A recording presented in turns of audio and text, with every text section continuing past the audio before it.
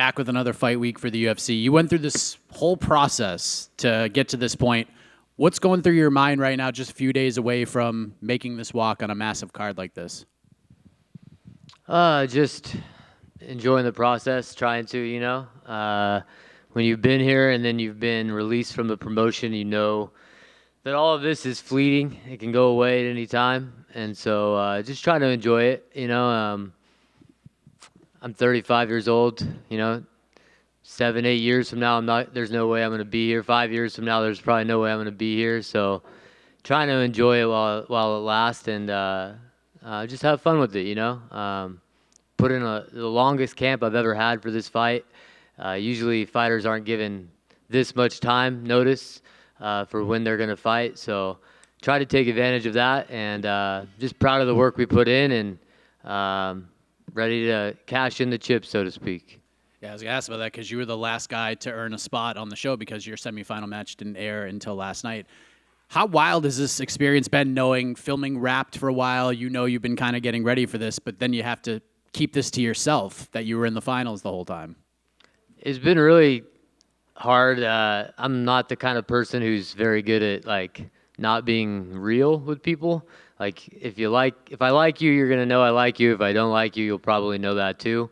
And so having to kind of be conspicuous with people and weird and just it's been weird too because people at the gym and stuff, random guys you train with will be like, how'd you do? And I'm like, oh, I can't tell you, And most people have been cool with it, but a few people kind of get offended, what do you mean you can't tell me? We're training partners, And sorry, man, I like you, but I don't like you that much, So it's been weird. So last night when the show aired, it was kind of nice to be like, all right, I don't have to watch my P's and Q's on what I say anymore. So it's been good. Obviously, the fight aired last night, and I'm sure as a fellow fighter, seeing Rico slip and you pounced on him, obviously, as you're supposed to do. But for someone in the condition you were in, you had the knee injury heading into the fight as well. When he fell down and you had the chance to pounce, I mean, you'll take it, right? Even though you were doing pretty well to that point. How did it feel being in there, seeing Rico kind of go down like that, and you just being able to pounce on that opportunity? Yeah, I mean, I wanted to get the fight on the ground. I switched my stance for that fight and kept my toes pointed in like a boxer because I didn't want to get kicked on the inside of my leg where my MCL was torn. And so I knew I was going to eat outside leg kicks, and I said, when he throws them, I can't check these kicks because of the way I'm standing, so I'm just going to go with it, let my leg kind of go. And if I eat a few, I eat a few, but I'm going to get this fight to the ground where I knew I would have an advantage. And luckily for me, he tried a switch stance, jab kind of thing or something. I don't know what he did, but yeah, I just grabbed his back real quick. What's funny is that I'm similarly sized to Aljamain, height, width-wise, and, we've been kind of friends ever since we fought 8.5 years ago, trained together a few times. He came and stayed with me and met my family and stuff, just kind of traveled up and down California, and that was 8 years ago, but the human backpack is what he calls it, but getting that body triangle from the back, it's a difficult position to get out of. You can do a lot of damage from that position as you kind of transition from mount to back control, mount to back control. And, yeah, I was just able to capitalize on it. I think I would have been able to get Rico down either way. But, yeah, he definitely made it easier slipping. And it was a little weird how he kind of reacted and the kind of tantrum he threw afterwards. I mean, I understood it, but at the same time, it's not like he, fell into a choke and that was it. You had another 4 minutes to get out of that position. You couldn't do that. And, yeah, man, that's the way this game goes sometimes. And last thing for me, you're going to fight Brad Katona, who, if anybody watched the show, doesn't seem like he made a lot of friends this season on the program. So how do you like the matchup? And do you feel like the rest of the cast is kind of pulling for you in this fight, considering how a lot of them felt about Brad? I mean, Brad, I tried to give him the benefit of the doubt early on in the show. He was my roommate. But there were just things he did that were very self-centered, that hurt other people and benefited him. And the editing of the show didn't necessarily go into all that stuff. So there's some context missing in some of the stuff. But, yeah, he's not my favorite guy, But at the end of the day, I studied his film. I studied his movement. We looked at areas we can exploit. I don't really take too much emotion into the fight. I've learned that lesson over 15 years of doing this. And so, yeah, I'm not going to have any issues or reservations punching him in the face for sure. But it's just another opponent. And what's interesting, he actually showed some heart in his semifinals fight. He bit down on his mouthpiece. That was a great fight. I actually thought he lost that fight, but it was a close fight. But, he showed that he can fight when he's forced to. But if you go back and watch his film, man, it was one of the most boring film studies I've ever seen. He just holds guys against the cage, eventually tries to drag him to the ground and then hold him. He's not trying to do a lot of damage. He's trying to kill time on the clock. I think personally that's why he was cut from the UFC originally. He's just not the most exciting guy. He's very calculated. I respect the fact that he's good at what he does, but I think he's going to have a hard time dragging me to the ground. I think he's going to have a hard time dealing with my length, and I see myself landing something clean and putting him away and starting off the ESPN portion of this prelims with an explosive fight, with a fun fight, and with a spectacular finish. And Cody, over here to your right. You guys trained together. You were on the same team for a little bit on the show. Did you guys, how much were you able to take away from those experiences? Brad didn't train with us. Brad trained the first day with me. He was my training partner. He got a scratch on his chin, and that was the last time he ever trained with us. He hit mitts, and he did cardio.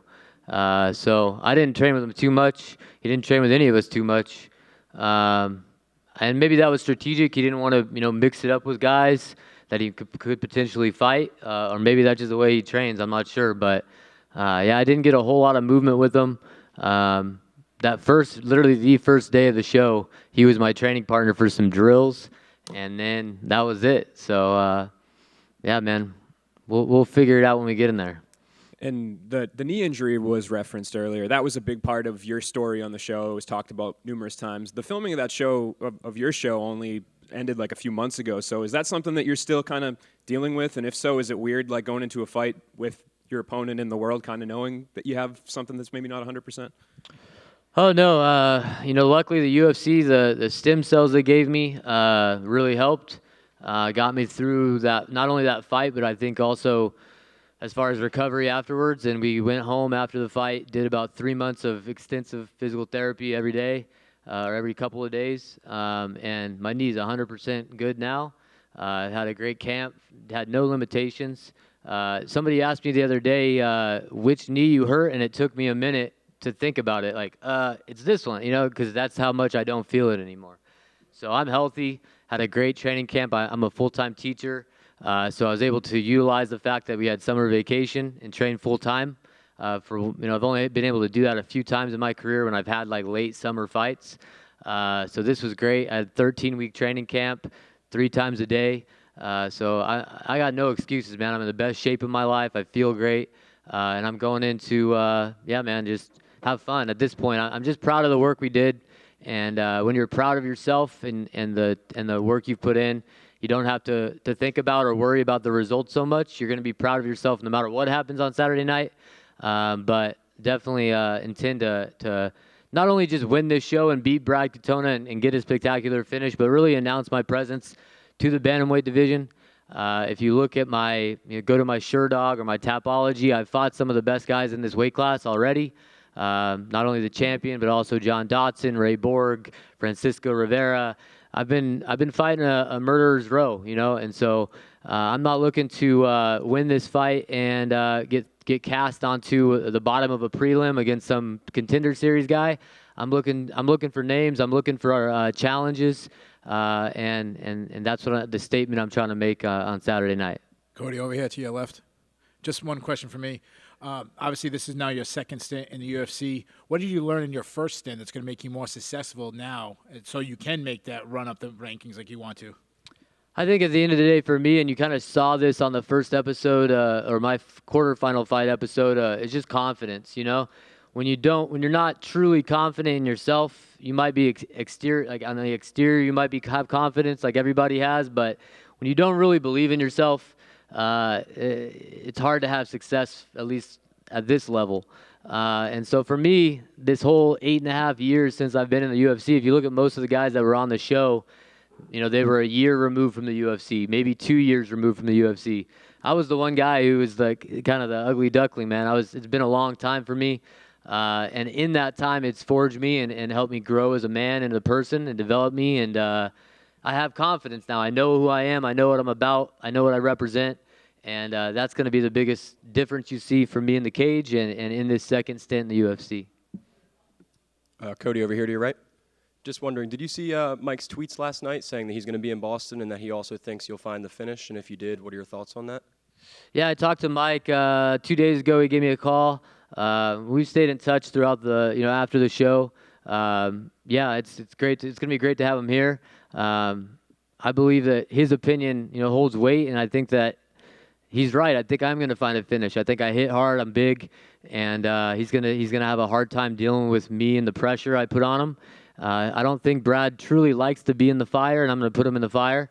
So I couldn't agree more. And then I'm just wondering, did your perception of either coach change at all compared to going into the season, then coming out of the season? I didn't have much expectations for coaching going into it. Honestly, it's only, you're only filming for 4 or 5 weeks. So what Michael Chandler was able to do for us as far as bringing us together as a team and finding unity there, I don't know how he did it, but he did. So I have a lot of respect for him. More so than I probably anticipated I would have. And then as far as McGregor goes, I had met him a few times. I used to be represented by Paradigm Sports Management back in the day, so we had crossed paths a few times, fought on the same card, actually, when he fought Dustin Poirier in his first fight against DP. So I had been around him a little bit, but definitely got to know him a little bit more. Not my favorite guy. A bit erratic. You're not sure what you're going to get with him. So yeah, I think they changed a little bit to some extent, but yeah, just blessed to have the relationship I do with Chandler and all the guys I met, all the coaches I met, Coach Stroud, Coach Drysdale. I got places to train all over the world now, and I'll have connections in those places. So just really fortunate for that.